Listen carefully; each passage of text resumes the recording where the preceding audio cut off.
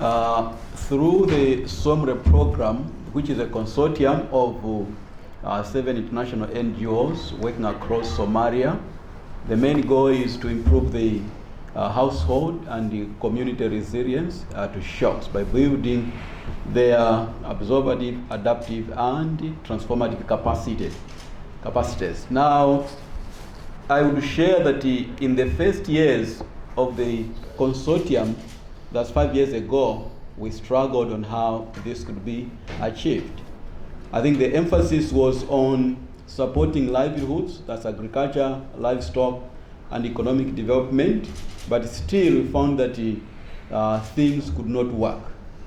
But then the emphasis moved, looking more to say, how do we emphasize the linkage of the agriculture, livestock, to economic development, but also the private sector.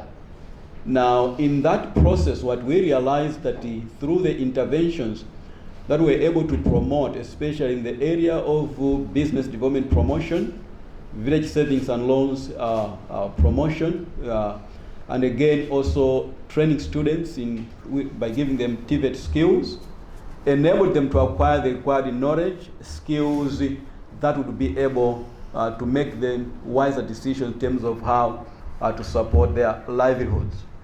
And I think a clear example is the provision of conditional cash transfers or unconditional cash transfer without linking it to anything is in itself unproductive. So what we ended up doing in this program, that any conditional cash transfer or cash transfer was linked to savings. And in the process, these savings groups were grouped or formed into business councils. And the business councils were linked to Dabshir and Amhara Bank.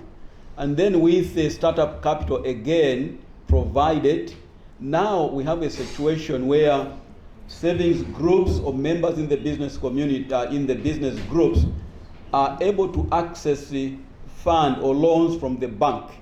And they are able to make wise decisions in terms of how they need to spend that money. And a study that was done by SOMREP, I think 1 year ago, found that those households that had savings during a stress or shock, they had better chances of coping than those who did not have any savings. So that came from the fact that they were able to diversify their livelihoods, that's agriculture, again livestock, but also engaging into economic development.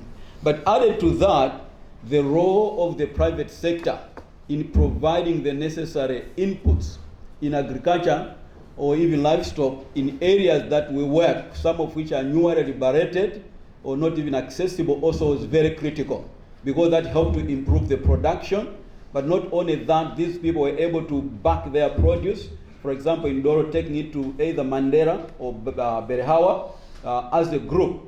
But then they were able to do that because they were able to access this money from the bank, working together and again exporting. So I think the key, what we look at is that just working on emergency is not enough.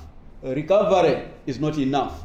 But we need in any intervention to be combining these three. We are looking at recovery, emergency, and again long-term development. But at the same time, bring in the private sector that would be able to support these most vulnerable, which are not bankable. But if given strength and trained, they come together, they have a bargaining power, and they can be able to even withstand shocks together.